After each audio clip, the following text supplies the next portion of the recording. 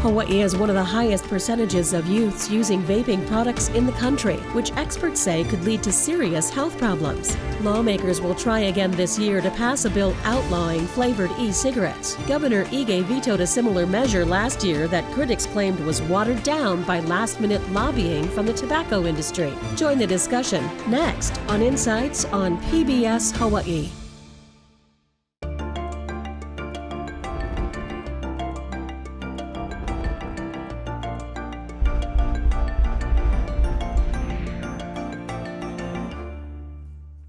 Aloha and welcome to Insights on PBS Hawaii. I'm Daryl Huff.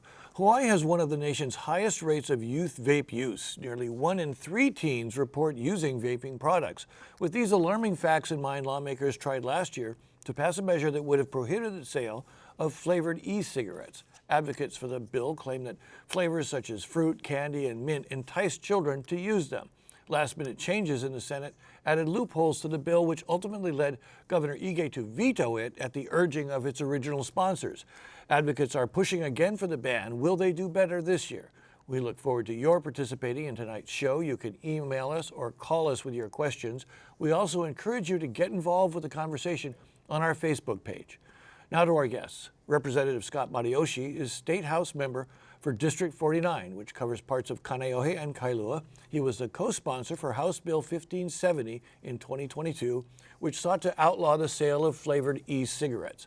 Senator Jarrett Keohakalole represents State Senate District 24, which takes parts of Kaneohe and Kailua and Pu'ahala Village.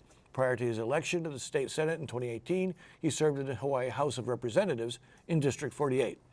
Scott Stensrud is the statewide youth coordinator for the Hawaii Public Health Institute, where he mentors the Coalition for Tobacco-Free Hawaii's Youth Council. He is part of the Youth Engagement Alliance, a national coalition advocating against the tobacco industry. And Michael Zahner is the co-chair of the grassroots advocacy group Hawaii Smokers Alliance that was founded in 2006 to fight back against the anti-smoking and anti-vaping legislation. He is also the second vice chair on the Ala Moana Kaka'ako Neighborhood Board. Let me start with you, Scott Stensrud. 1 in 3, where does that number come from? I mean, and is it widespread like that, or is it localized? How much of a crisis is this really that it demands legislation? Sure, it comes from the YRBS study. What's the YRBS? YRBS, Youth Risk Behavioral Study. It's a study that's done every couple of years. And yeah, it shows that approximately 1 in 3 high school students report using an e-cigarette in the last 30 days. So yeah, it's pretty alarming. For middle school students, it's 18%. So that is also very concerning because it just seems to be going lower and lower every year. Let me give Michael Zahner a chance. I mean, you're kind of outnumbered here in terms of the advocates for ban versus your position. Do you think this is something people should be alarmed about? No, not at all. So I expect the figure to be exaggerated. I've got data here from the FDA Annual National Youth Tobacco Survey. They're saying it's only 11.3%. Nationwide? So, nationwide, yeah. So Hawaii is worse than most places. That's 4 times worse. I find that hard to believe, but that's the data we have for this. Typically, these surveys are done with people that already have a bias on the issue. They want to ban these products or they're against them, so they'll naturally find the most sensational numbers they have. And this has been seen before, like in the Surgeon General's meta-analysis on secondhand smoke, where they deliberately cherry-pick studies done by favorable people to create a study to sell legislation. So that's something you have to be very careful about when you look at the source of these informations. Scott Matioshi, Representative Scott Matioshi, you introduced the bill to ban it. When you hear an argument like that, how do you feel like responding? I feel like the argument kind of speaks for itself. We've known for years that, decades, that nicotine is an incredibly addictive substance. It's actually almost as addictive as heroin, yet we are selling it in flavors that cotton candy, Sour Patch Kids, flavors that appeal to and market to children. I mean, we had almost had, I'm not gonna say we had tobacco beat, but tobacco use was on a huge decline until vaping came along and started introducing nicotine products through flavors that appealed to children. And now we have an entire generation of students and kids that are getting addicted to nicotine and are gonna be addicted the rest of their life. So I don't really, if the number is slightly lower than some studies, that's fine, I guess, but the fact of the matter is we have an incredibly addictive substance that's detrimental to youth, that's being sold in cotton candy flavors, and that's absolutely unacceptable in any stretch of the imagination. Senator Keokalole, you have a child in middle school, and what brings you to this issue, and how do you feel about how bad a problem this is or isn't? I think when it comes to those predatory flavors, I mean, they're obviously being marketed toward children. The Juul, the e-vaping giant corporation, was fined as a result of proof, evidence that was put forward that showed that they were deliberately marketing toward children. So some of these tactics, they do follow, the tobacco industry's prerogative. I think at the end of the day, my dad is a smoker. Menthol. When you have flavors like cotton candy or mango ice, all the ones that have ice on it, there's a cooling flavor that's being used obviously to attract people because it soothes the throat and it makes it easier for people to get started, to get addicted. And so those are really the type of products that, like the ones that Scott have, that we really do need to limit access to, especially to kids. Scott, I know you brought some of these products with you. Can you tell me what you have there that you'd like to show us, and also what's the significance of how they're packaged and what's in them? Sure. These are just a range of devices, kind of the latest that the kids are using. They're disposable. They're inexpensive. They have a high percentage of nicotine. Most of them are at 5%. And as Representative Matiosi said, incredibly addictive. This is not like, your grandfather's cigarettes, even when he first started. The nicotine level is much, much higher, and these kids are becoming much, much more addicted. But you've got, something like this Aloha Sun Lilikoi Passion here, right? And what does that look like? That looks exactly like a Hawaiian Sun fruit drink can that these kids, use. You've got another one here that is rainbow candy. I can't believe that there's a lot of adults that are out there going, yes, I can't wait to go get my rainbow candy, hit. This is a huge concern, and it's a concern not just with the e-cigarettes, but other tobacco products as well. So what our students, our youth have been pushing for is to end the sale of all flavored tobacco products, including menthol cigarettes, because they don't want a gateway of, okay, if you take this away, the kids are just going to go to the menthol cigarettes. They don't want to see that happen. Let me, Michael, I'm still curious to understand your position on this. Are you arguing that it's okay for kids to have this, or you just don't think it should be banned because adults should have access to it? I'm not advocating for the sale of it to kids. So it's already illegal to buy this all the way up to age 21. So it's already illegal. So those guys that are getting it, they're getting it from the black market, either soft or hard black market. So it's already banned. So there's not much point in this bill. And I'd like to take you to the governor's message. It said the governor, he vetoed it because of something supposedly the tobacco industry put in. If you read the end of the bill, you see the real reason. This bill contains subjects that go beyond the title in violation of Article 3, Section 14 of the Constitution of the State of Hawaii. The bill was vetoed primarily because it is blatantly unconstitutional. Okay, hold on a second. Okay, Scott, I want you to respond to that. Yeah, the reason wasn't that the subject matter of the bill was unconstitutional, it was just the title. So it was related to youth vaping, which it didn't match, they thought it didn't match enough the subject matter of the bill. Since then, the new bill that I've introduced is relating to health, which should be broad enough to not run into any kind of constitutional issues. Okay, so get back to you, yes. Michael Zenger. So the technical reason for the veto, regardless, there was a sense that, so what you're resenting is the fact that they're suggesting the tobacco industry engineered this veto by sabotaging the bill.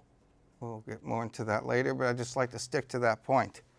So the bill claims that it's doing it to ban youth access to these products, but in effect, all it's doing is banning it for people aged 21 and up. Okay, but let me ask though, if you don't ban it and are getting it from the black market, how do you stop the black market from getting its supply? Well, by banning it outright, you're only going to enhance it.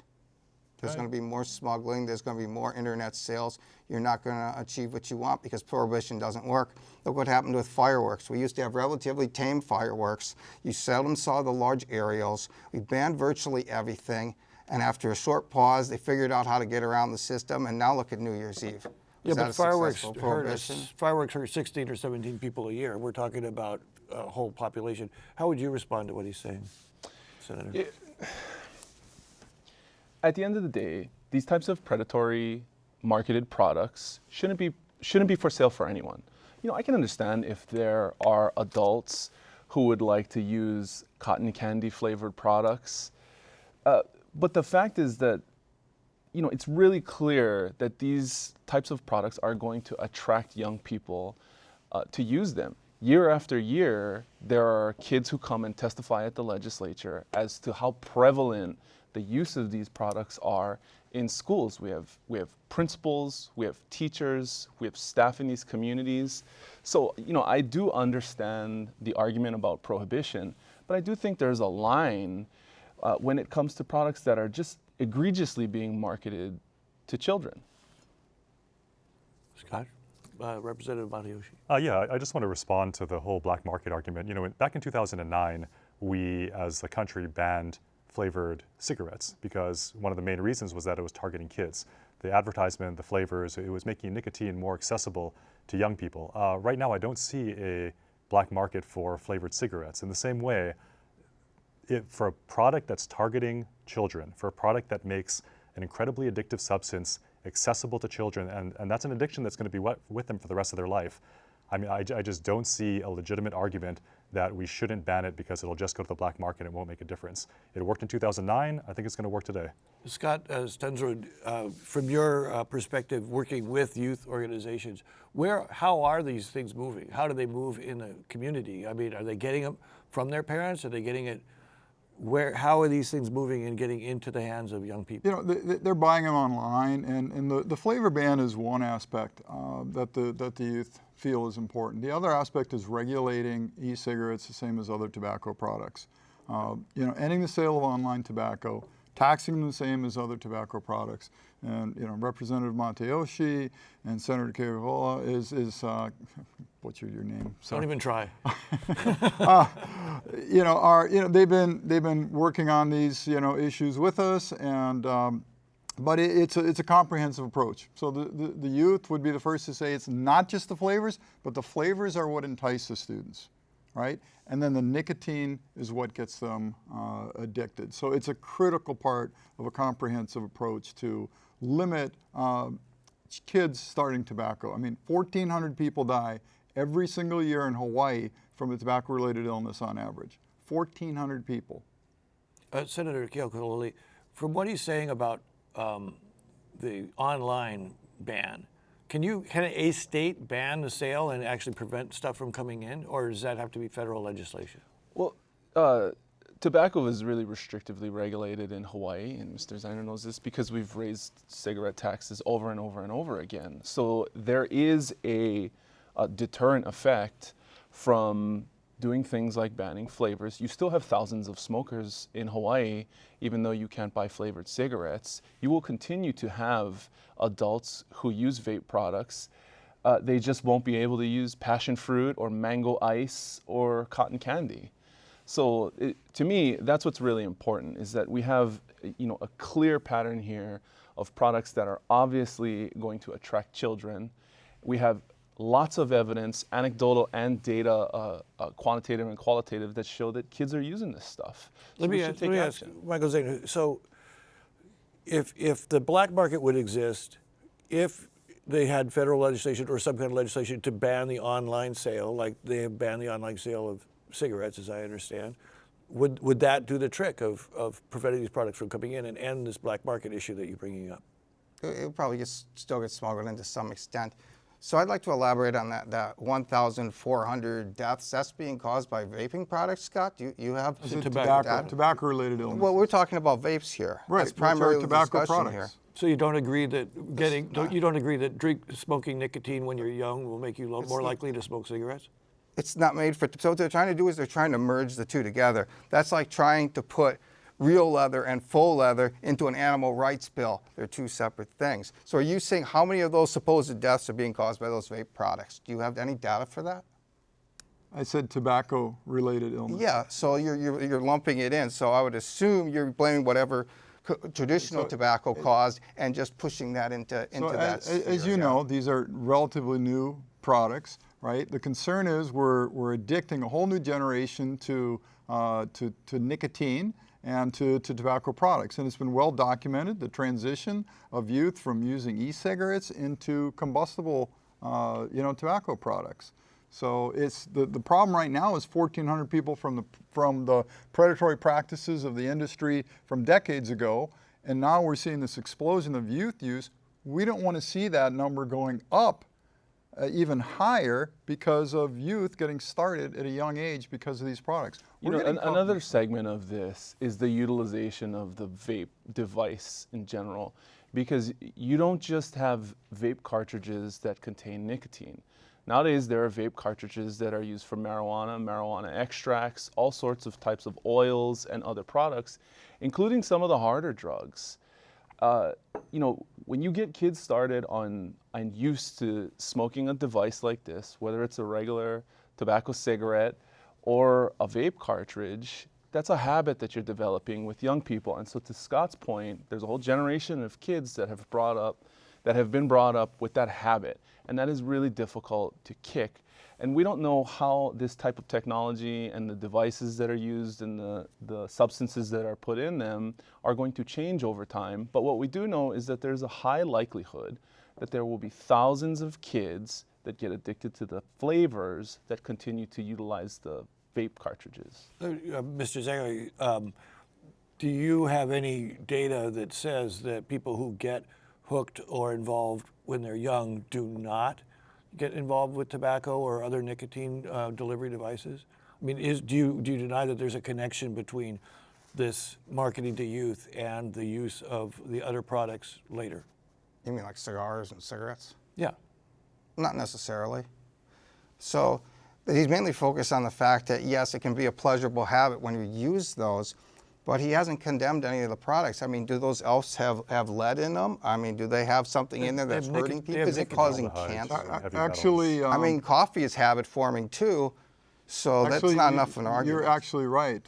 Heavy metals, the aerosol that's produced, the industry likes to call it vapor, it's actually aerosol, and they've been shown to have heavy metals like lead, like nickel, cadmium, the lithium from the batteries that leach into it. The formaldehyde from the chemicals that are used, the combination of those chemicals when heated creates formaldehyde. The flavorings have not been approved for inhalation, and some of the companies that produce the flavors have warnings on their websites that say that they're known carcinogens, and not to use them for vaping, for inhalation, that the FDA has not approved them for. Man, what would be an example of one of those products by name? Flavora, which is a company that produces flavorings that are used in e-cigarettes. Can I just ask this question, just as a big picture, Michael Zinger, and you are being, I'm not going to say picked on, but you volunteered to be here, and I appreciate it very much. 4-1, it's still odds in my favor, kind of like Batman. Okay, fine, but big picture, why do you defend these products? Because I enjoy them, and it's my civil right, civil liberties. Which products do you use? I use the ELF. I use the blue e-cig. I also enjoy menthol cigarettes. It really enhances my quality of life. I like it. It's relaxing. It enhances my mental acuity. And this bill is clearly targeted against me. They're using this youth thing as a talking point, as leverage to ban it for people that are adults. And I'll get a little more into that later. But do you use tobacco or anything like that? Or you just vape? I use tobacco. I smoke cigars. I smoke cigarettes. I vape. I love it. I have no desire to quit. You're not worried about the health conditions? It's a risk you take. Anything else. You think it's worth it? You go surfing, you take a risk you might drown to get your limb bitten off by a shark. But if you love to surf, you surf. And you think it's okay for kids to get hooked on? Are you hooked on it? Do you feel like you could give it up tomorrow? I don't worry about it. It's a pleasurable habit that I enjoy. But I'm asking, do you feel like you could be hooked on it? I don't think it'd be easy to give up, no. Okay, all right. Not that I want to. Okay, Representative Bogdanovich. So I've heard this argument before, that it's my right to vape, that I have a civil right to do this. Rights are not absolute. You certainly don't have the right to shout fire in a crowded theater, even though you have the right for freedom of speech. when a right starts to infringe on other people's safety and welfare, I think that's where the right ends. And in this case, we have a product that is really negatively harming youth. I mean, I do not think that a person's supposed right to vape a certain flavor overrides a society's need to protect its children, to protect its students and learning habits. But let me ask, is there a middle ground here between an adult's right to use something like that or interest in using something like that and keeping it from children? Is there a middle ground short of banning? Scott Senser. Well, the senator mentioned it. We're not banning vaping, right? We're saying that these flavors should be banned. So they can have tobacco flavored vapes if that's what they want. Kids are not going to start using, the majority of children are not going to start using tobacco flavored e-cigarettes. Do we know how much of the youth market, for we think of a better word, is using flavored versus other types of vapes? I can give you one example. I mean, 81% of youth that try vaping for the first, or try tobacco nicotine for the first time, are doing it through flavored vaping products. 81%. So it's clearly an enormous part of youth that are starting to get addicted to nicotine that are using these flavored vaping products. Okay, I got a couple of questions. So Darryl, Oh, we know. go ahead, So Senator. just to finish that off, we know that banning vape flavors is not going to stop adults from using vape products, and it's probably not going to stop all children from using vape products. The overall strategy here is to just reduce the incidences of harm that are obviously taking place in our community because of what we have right here before us. So yes, you can have an argument based off of evidence and data as to whether something is right or wrong, but there's also a segment of the community out here that should have a part to play in this, and it's parents, and it's children, and it's teachers and principals who come every year to try and have us interject and take some sort of reasonable steps to alleviate this problem. We're probably not going to get it perfect, but we can make it better. You know, that goes right into a question that we have from an anonymous viewer who is a retired teacher. She feels the rules should be more strict in schools for enforcement. It's too easy for students to vape right in class without getting caught. Scott Stensrud, how easy is it for students to be vaping in the community or in school, in a store or whatever without getting caught? Because they're not supposed to be doing it. Well, look at this product, right? A student has it in their hand. No, I'm purposely doing that. Oh, okay, so all right, it's all right. like how, hand to mouth. These do not put out the big clouds like the mod devices. These disposable devices, if they hold it in long enough or they blow it into their collar, a teacher would never even see it. These kids are addicted to these products because they've been targeted marketed. As the senator mentioned, Juul was caught, marketing to kids, sponsoring summer camps, advertising on Nickelodeon website, Cartoon Network website. That's all been settled. That they've been, these other products. How can you? There's Rick and Morty. There's Squid Games. Devices here. There's things that look like soda that they drink. You can't tell us that they're not marketing towards the kids. So the kid's addicted. We're not going to punish addiction out of them. They need help, which is why another component that the youth feel is very important is funding youth cessation programs. So we can help the kids that are using these products get off of them. Because you talk to them, most of them want to quit. A lot of them didn't even realize there was nicotine in these products or really know that much about nicotine. Let me ask Mr. Zanger now looking at face of these products, they are colorful and pretty and everything else. You would know enough to choose one that just had a plain black and white label on it for your own use.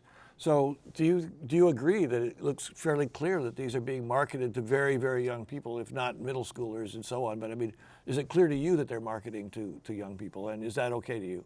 No, they look exactly like when I go to the grocery store that little kids are walking around, and I walk down the liquor aisle. Are those bottles drab and boring and minus flavors? Or are they colorful and beautiful and pretty and jeweled and sparkling? But they're not. But I'm asking about those things that we're looking at right there on that table. I mean, do you think that no those different are? than the liquor aisle? But you're not asking my question. Do you think that is likely being marketed specifically to children? And is that okay with you? That's my question. It's not being specifically marketed to children.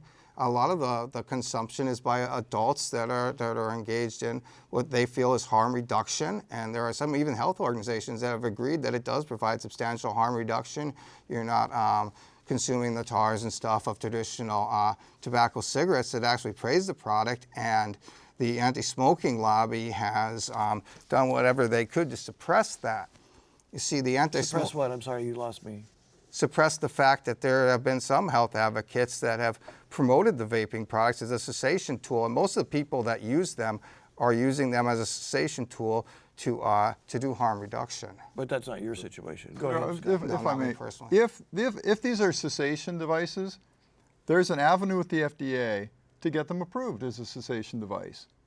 But the reality is most people that try to use them as a cessation device end up just switching, and many of them become dual users, which then actually increases the different chemicals, toxic chemicals that they're inhaling. So it's a worse situation. Let me, okay, go ahead. Sorry, if I could just add to that quickly. To market these as a cessation device is, I think, a little ridiculous. When you're looking at the overall big picture of it, sure, some people could use them as cessation devices, some adults could, but at the same time, if we're addicting more youth, and we are vastly more youth than people are quitting nicotine, we're making the overall problem much, much worse. This is not a problem that is going to help us cease tobacco and nicotine addiction here. This is a problem, this is a product that is exponentially growing the nicotine addiction problem and the long-term health consequences that our state is going to have to deal with.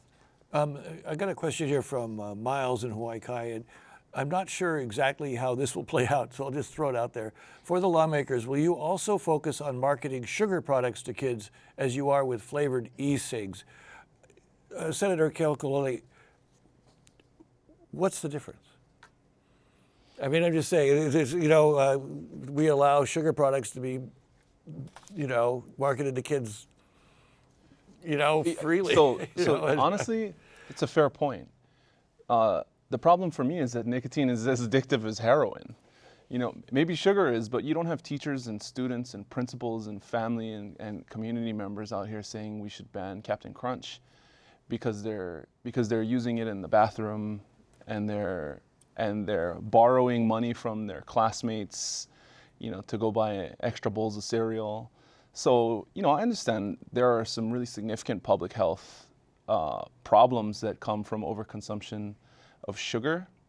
So it's maybe a fair comparison. But what we have right here are, people don't go from sugar to marijuana or to other synthetic devices that you can put in these vape products. So I mean, that's why we're trying to take action. Representative Montoya, how do you pick and choose in terms of when you're trying to decide what am I going to focus on? Because you got to focus at the legislature to get something done, and you want to focus on this. How do you choose which health problem to attack? Well, again, I mean, this is, I think Senator Keokalole brought up a good point. This is an incredibly addictive substance. Sugar, I don't think we would compare to heroin in terms of addictiveness or to nicotine. And then I really don't like the game of whataboutism. It's like, well, if you're not going to solve every single problem at once, why are you solving this one? That makes no sense. I mean, I fully acknowledge that we have other issues in the state that we need to deal with, but this is a huge one that we also need to deal with. And just because we're choosing to address this one now, especially because of the long-term health consequences that this could cause later, I mean, to bring in other things like sugar, I think is just trying to distract from the point that this is a serious situation that everyone acknowledges is going to be a very long-term chronic health condition for our state, and we need to address it now. We'll deal with sugar later. Yeah, for Scott Stensrud, given the information you have coming out of the youth that you deal with and so on, and back to our teachers saying, well, maybe the school should be doing the enforcement. Is this happening on an even keel across the community, or are there certain communities where it's a bigger problem than other places? And how much does it have to do with the ability of a parent to parent and be home? Those sort of issues. How much is that playing into this issue? It's an everywhere problem, and to label it as a school problem alone, one of our students a couple of years ago brought that up, that this is not a school problem, it's an everywhere problem. It just happens that kids are in school And teachers are seeing it and seeing the impacts on the students' education, how the nicotine is affecting their brain. Does it affect everybody equally? No. It is disproportionately impacting our Native Hawaiian youth. The youth council that I work with, we have a significant number of Native Hawaiian youth, and they're alarmed at what this is doing amongst their peers. It is the highest use is with Native Hawaiian and Pacific Island females, and like 45% of high school students in that category are using. 30% of Native Hawaiian middle school students are using. It's more prevalent on the neighbor islands. You know, so Maui, the Big Island, Kauai, than it is on Oahu. Why? Well, some of it is access. You look at the concentration of vape shops. They tend to be concentrated in, those places that are already impacted, economically. I mean, I passed 4, 5 vape shops driving down the freeway here. You look at Wahiwa, I mean, seems like there's a vape shop on every corner. You go to the Big Island, they're all over. They're constantly on the radio. It normalizes it for the kids. And that's one point. It's like making it illegal sends a message to the kids that it is not safe.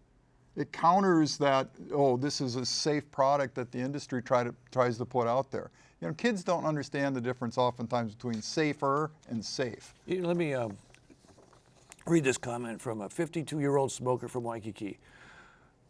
Who do you think you are? Big brother, this is America. These are products that exist. They have no right to deny my freedom of choice of what to do with my body. I don't use the candy flavor vaping product, but if I did, I'm an adult, I can make my own choice. What if someone took away your favorite flavor of soda or wine? This is getting involved in people's personal lives. Representative Badioji, and then Mr. Zhang, I'll give you a chance to respond. We're not talking about, we are talking about banning this from adults as well as children. Yeah, and if my favorite flavor of wine was heroin bubblegum, I think that we should ban it as well. I mean, yes, they have a right to smoke, and that's why my vaping bill in this year and in years past, it doesn't ban, we're not banning all vaping products. If this gentleman would like to continue to smoke or to continue to vape a tobacco-flavored or flavorless product, they're welcome to do so. What we're doing is we're banning the product that disproportionately targets kids. And again, it's an incredibly addictive substance. So yes, they might have a right to do things as long as it doesn't affect or negatively impact other people or our society. But clearly these flavored vaping products do just that, and that's why we're stepping in to ban them. Do you want to respond to that? No, I'd like to applaud that comment. Thank you very much. That was highly accurate. So I guess it's really easy for you guys to attack these products when you don't use them. So it's no skin off of your back to take away the pleasure of a sixth of your constituents. Apparently what they think and what they need isn't all that important. A sixth of your constituents? Was that? How many people are you saying are using these? Approximately 1 in 6 uses some sort of tobacco product, and a No, lot but of I mean people flavored. use vapes. You're talking about flavored vapes, which they're talking about banning. Almost all of them are flavored. Flavored with candy flavors, Yeah, right? all kinds of flavors, lemon, whatever. So 1 in 6. So 1 in 6 people are using these products. Either vaping, smoking, or both. Yeah, because they lump them all together now, pretty much, and that's okay. that's fine. That's their adults. That's their choice, and that's their right. So it's very convenient to do when it's something that you don't use. So you know, Kaloli, how do you? That's probably what the people who like to drink Everclear and absinthe thought when we banned those things. You're not allowed to drink 100. You're not allowed to sell 100 proof alcohol in stores, and it's because, you know, maybe there are 5 or 6 people on the island that can handle that sort of business, but in general, we don't want to be providing that to the lion's share of the population, so they can accidentally or intentionally or unintentionally misuse the product and create a dangerous situation for the rest of the community. These same arguments were made in the community by people who didn't want to be forced to wear seatbelts, you know, because there are people in the community that can probably drive for 30, 40 years and never get in an accident. But what we know is that seatbelts save lives. So there are, as Representative Matayoshi mentioned earlier, there are instances where in the public interest, the state government can put guardrails on civil rights because there's a larger interest at play here. So, you know, I am sorry that you're not going to be able to have the choice to potentially smoke to vape mango ice or, cotton candy flavored vapes. But in my opinion, in the public interest, because of the incidences of use in our youth in particular, I think we should do this. Representative Adiyoshi, I'd like to ask you, you've been involved in this for a while now, and one of the things that was sort of a revelation for, I think, a lot of people was the recognition of for how long, and the admission ultimately by the tobacco industry that they were marketing to children, right? They admitted that they were doing that on purpose. And I don't think I'm getting that history wrong, but are you seeing a parallel in what's happening today? And is that why you're so anxious to get in there? I'm assuming you're talking about Joe Camel and the other more cartoon marketing to kids. Yeah, I mean, I think I do see. I mean, it's literally right here on this table. They are clearly marketing to kids, and we've seen a huge uptick in youth vaping over the years. That's only, and it's not going down. It's only going up. It got worse during the pandemic, in fact. When you talked about the vaping stores being all over in areas of lower socioeconomic conditions, that was also part of the tobacco industry's game, wasn't it, Scott? No, exactly. Places in the mainland where billboards are allowed, there are more in poor communities. There are more in minority communities. So just like they, with menthol specifically targeted the black community across the mainland, they targeted the Native Hawaiian Pacific Islander community here in Hawaii. Those records, they're available. You can see them. They're public documents. And the numbers show 78% of Native Hawaiian Pacific Islander smokers smoke menthol. 78%.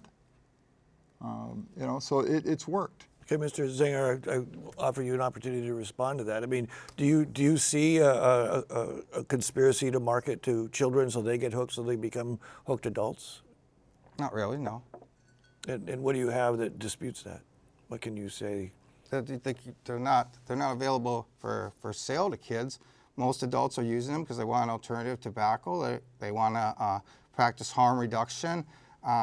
Before we had a member from the vape shop here, and they call that the tobacco industry, the mom and pop vape shop. These are helping people. He's got a lot of customers that are thankful for the products, that like them.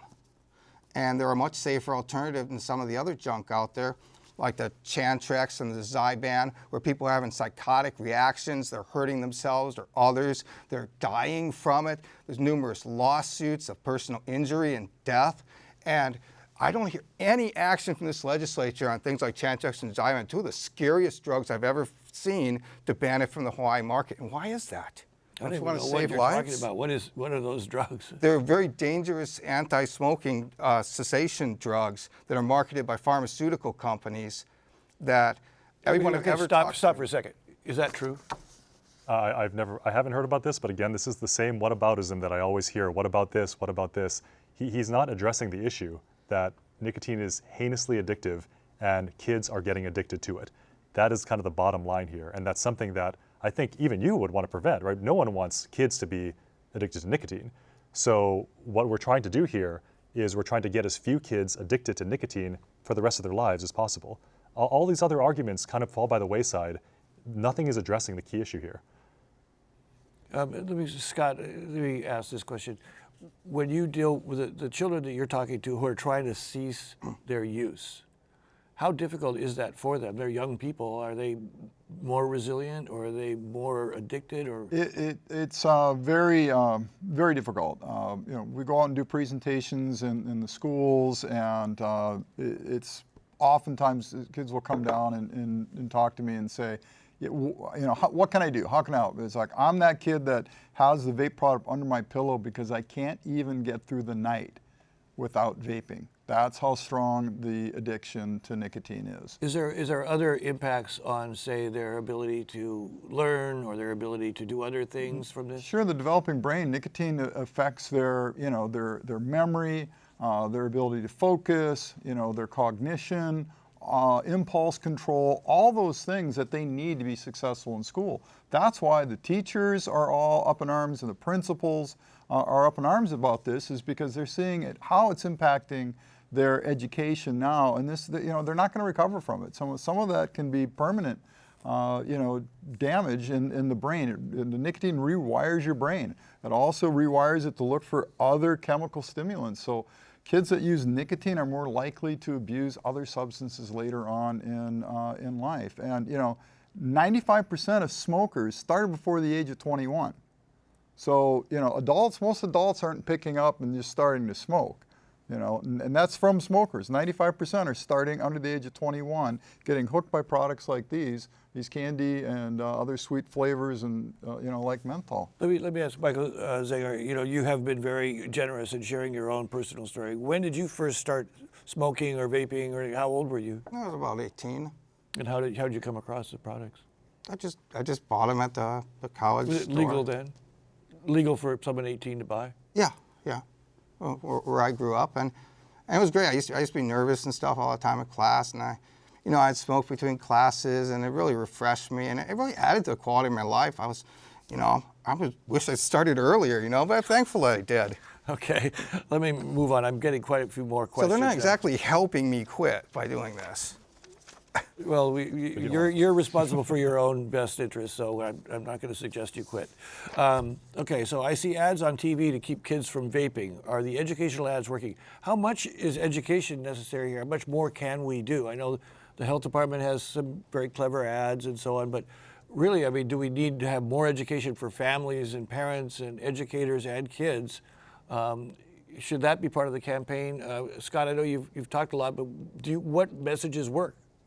Education is always key, to any problem, right? So parents need to be better educated about the dangers, but they've bought into the whole thing that, oh, this is a safe product. It's just vapor. There's nothing wrong with that. I'd rather have my kid do that than smoke sometimes. Let me ask, what's the association generally between a young person picking this up and their parents or other people in the household also being tobacco or vape users? Well, certainly if the child is in a situation where they're seeing other tobacco use, they're more likely to take up a nicotine product. But they're also being bombarded in streaming shows. Unlike broadcast TV, streaming shows that most kids, that's what they're watching, right? They're being bombarded by imagery of people smoking and vaping to make it look glamorous. So that's, these ads that are out there now and trying to educate them. We're trying to combat this industry that is paying for product placement in, shows that are the top shows for kids that they're watching. So there's no amount. I think it's, Can you give me the an industry example of outspends the Department of Health, multiple times over. do you have a specific example of that? Sure, Stranger Things was like enormously popular with kids. And if you ask them with that TV show, how many kids have seen Stranger Things? Almost all of them. Do you guys notice anything about that show? And the kids will say, yeah, almost everybody smokes, and they smoke a lot. Or people are vaping, and they see that. So they see it in the shows that are most popular with kids, and the industry pays for that type of product placement because they can. Okay, I need to kind of keep moving. I'm getting more questions. This is a statement from a viewer. Don't talk about your constitutional right to use these products when the Constitution is supposed to protect our children. It's the same strategy. The rich just want to get richer. I'm just going to read that one as a statement. That's kind of hard to respond to, but I respect that as a statement. Do you seriously think that you can ban menthol-flavored cigarettes, not the vaping product, but cigarettes? It was in last year's proposal from a Honolulu viewer. What exactly are you trying to ban in the bills that will be introduced? Sorry, I know Senator Keokalole had a I did try and ban he's- menthol. Yeah, me too. The bill was ultimately vetoed. It didn't work. Same bill? Yes, there was a menthol ban in the bill. So Most voters support that, by the way. Yep. The vast majority of voters support ending the sale of all flavored tobacco products, even when we call out menthol cigarettes. And then, okay, so what's the plan this year? Can you tell us what will be in the bill? I don't know if it's you or So Senator? we've got two different bills. My bill is very similar to the one I first introduced last year, just a pretty straight ban on flavors and menthol. No exemption for what we call PMTAs or the section, I think it's 21 USC 387J. That's the bill that I'm intending to push. I understand Representative Keokalole, though, has a different version of the bill. Senator, I gave you an upgrade. Senator Keokalole has a different version of the bill he wants to push. In my opinion, I do not think that the PMTA, the pre-market tobacco product application exemption, should be in the bill. The whole reason it's in there is because of testimony from a Juul lobbyist that was submitted, and her suggested. So hold on. Let me put stop right there into because the he's bill. putting words into my mouth.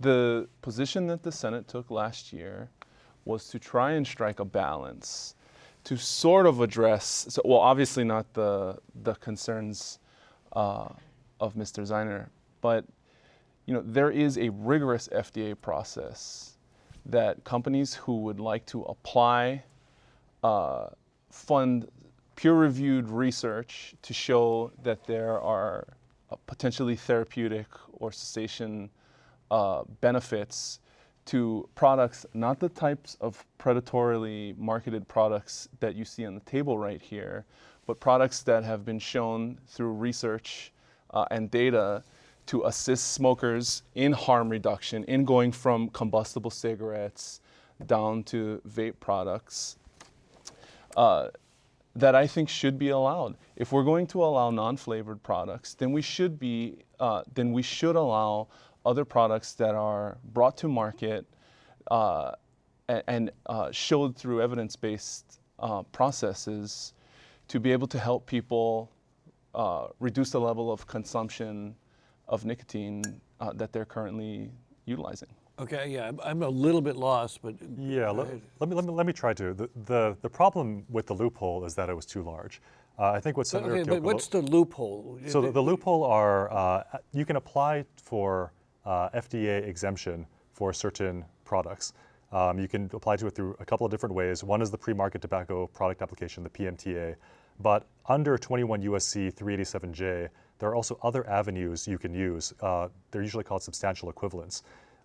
Unfortunately, in this statute, there's an exemption called provisional substantial equivalence, which if you apply for it, you can still market and sell the product even before the FDA has approved it. That's authorized under the statute. So that's the big loophole, and tobacco companies knew this. So right before the deadline, over 3,500 applications were submitted so that tobacco companies could continue to sell and market these products. So I don't necessarily have a huge problem with the PMTA exemption if it was restricted just to PMTAs. But what the amendment proposed by, again, the Juul lobbyists allowed for were these provisional substantial equivalence applications to also come through, which, again, you can sell without FDA approval. Okay, so I have to just try and interpret this into some sort of layman's terms for the benefit of both of you and our audience. So what you're saying, Senator Keokalole, is that if someone comes in with an approval to be a legal product that has benefits as seen and authorized by the FDA, they should be able to sell that product. But the federal regulation process that we're talking about, if you put the right language in the bill, it opens the door for sales prior to the FDA actually making that decision. Is that a fair? Well, so, what I will agree with the representative on is that the exemption that was ultimately in the bill was not going to get us there. So there were multiple issues with the bill that led to the veto. Going forward, the position and the intention of the legislation that we passed out of the Senate was to allow those products that have gone through this rigorous FDA process to continue to be allowed to be sold in vape shops along with non-flavored vapes. There was no intention to allow some sort of shady loophole to grandfather in every single product that, the bill would have been pointless. So, okay, so my understanding, so the point that I'm asking is, are you folks going to be able to get together this year and come up with a bill that satisfies those fairly complicated regulations and successfully bans these flavored products? Are you going to be able to do that? So I think the compromise is that we're still allowing tobacco flavor and non-flavored vaping, but we're banning all of the flavors, which I think most of us here agree are bad. So I much prefer it without any kind of loophole. I think a straight ban is easier to enforce and just simpler. And if these products are really as dangerous as we're all saying they are, we shouldn't be leaving any loophole at all.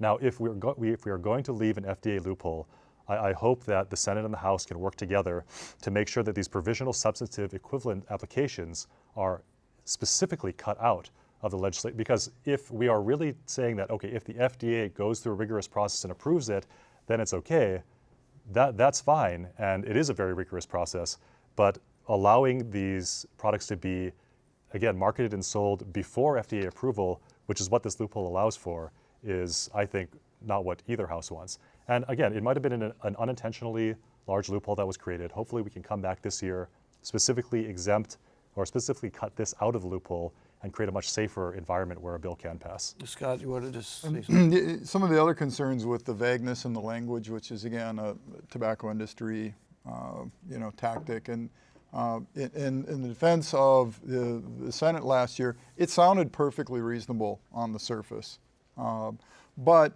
what it also did is it kind of gives up Hawaii's right to enforce. Right? If we're just going to say, well, we're just going to let the FDA do that, we're going to let the federal government do that, that's not always worked out so well for us here in Hawaii, right? Red Hill is a prime example. We're going to, hope that the FDA actually enforces, some of their own rules. Maybe they come out and do inspections once a year, twice a year, but we want to make sure that we can enforce these rules here in Hawaii. And so that's another aspect of kind of turning over Hawaii's ability to the federal government to say, oh no, they're just going to regulate this. So 23 products have been approved under this FDA process. There are 30,000 applications. 23 products. What kind of products have been approved? Not flavored ones? They are products that have been shown through submitted peer-reviewed evidence that there are therapeutic qualities to the product to allow for tobacco cessation. So again, the policy in the Senate is to promote avenues for harm reduction. We still have, as Mr. Zeiner pointed out, thousands of smokers in Hawaii. We still are going to allow vape products, if the bill passes, to be sold in stores. And so the position was that if the products are shown to be, through this rigorous medical process, to be beneficial for people who are trying to move in the right direction in terms of curing addiction, that they should also be allowed. I don't think, in fairness, it's really comparable to Red Hill. We can always amend the bill. We were sued by the United States Navy because they refused to shut the Mr. facility Zeger, down. Yes. I'll give you about Thank 30 you. seconds, and then I've got a couple quick questions, and then we're going to be done. So very quickly, your last 30 seconds on this. Okay. So I don't expect them to end with this. Every year they introduce like 40 bills. So do expect in the future them to try and ban these products outright. They are their largest competitors at the legislature. In addition to this, what do you think the first thing that's going to happen is if they take the flavors out there? People are going to put the flavors in, right? So they're going to take substances that aren't even compatible or made from that, and they're going to put it in there. You can cause worse health conditions and worse problems, because now it's not controlled anymore, and it's all going to come from the black market. Just like with Prohibition, you had alcohol coming in that was bootlegged. Okay, we've done the Prohibition thing before. We did that once. Yeah. Okay, thank you very much. Good job. I appreciate it. A message from a viewer. I'm 73, been smoking consistently since 18. 13 years ago, I started vaping. After trying to quit for years, able to gradually decrease my nicotine levels. Flavored e-cig products helped me in that process. I want to get that in, but also, Senator, we mentioned your son earlier in the program, and we have a note here from Lennox. This question is for Senator Keakolole. Your middle school son wants to know what your message is to his 7th grade class about vaping. Don't do it. I was going to give you more time than that. Don't do it, in part because, if you're getting it from your friends or they're getting it from their friends, you don't know what's in it. And we don't know how these things are going to change into the future. you can put just about any sort of chemical in those devices. You can't see what's in there, and you know, you don't want to start a bad habit when you got that much more growing and learning to. There are plenty of other mistakes out there to make that are totally going to be fine, but starting vaping that early is not a good one. Well, if your son Lennox is out there campaigning, then that's one step in the right direction, right, for them? It's fine with me. And again, we're talking about young people and their exposure to these things, and like you were saying, no one really knows what's in those things, right? Yeah. Okay. Their websites often lists all the substances. Okay, anyway, if you believe the websites. So Otherwise, it's fraud. But okay, well, whatever. go for that. So anyway, mahalo for you to joining us tonight, and we thank our guests, Representative Scott Matayoshi, Scott Stensrud from the Hawaii Public Health Institute, Senator Jared Keokalole, and Michael Zahner from the Hawaii Smokers Alliance. Thank you, Michael, very much for your courage in facing this panel. Kako, Hawaii's Town Hall, will be live next Thursday at 7:30 p.m. No doubt you have seen the now hiring signs in business windows across the state. Employers are having a difficult time filling vacancies. Where are the workers? Please join us then. For Insights on PBS Hawaii, I'm Daryl Huff. Aloha.